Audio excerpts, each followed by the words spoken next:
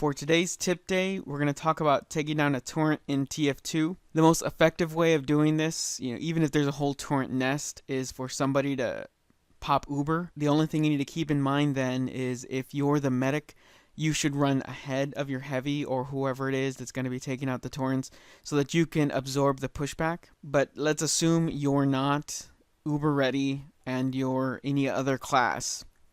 What you should keep in mind is the torrent does have a turn time. So if it's not positioned facing the corner that you're popping out directly, there is a time that it has to spend turning to you to fire. This means you can space out your attacks so that it never hits you with the rocket. It'll just hit you with the machine guns, and you can pop in and out until it's dead. Its most vulnerable times are during upgrading or when it's first being deployed. During these moments, even as a medic, you can get in close while it's being built, position yourself behind it, and make it chase you as you run around it. This buys you time. You should be able to just beat it down. With anything other than a heavy or a soldier, you should be able to just tighten your circle, and that'll keep you just ahead of the gun.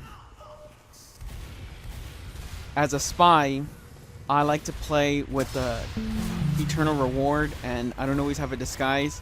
I'll tend to decloak right behind it and just watch which way it turns and go the other way.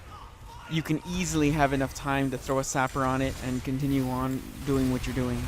Some final quick tips are you can in fact jump over a torrent if you crouch jump, and this also works for a dispenser, and you can also use a dispenser for a shield against the torrent.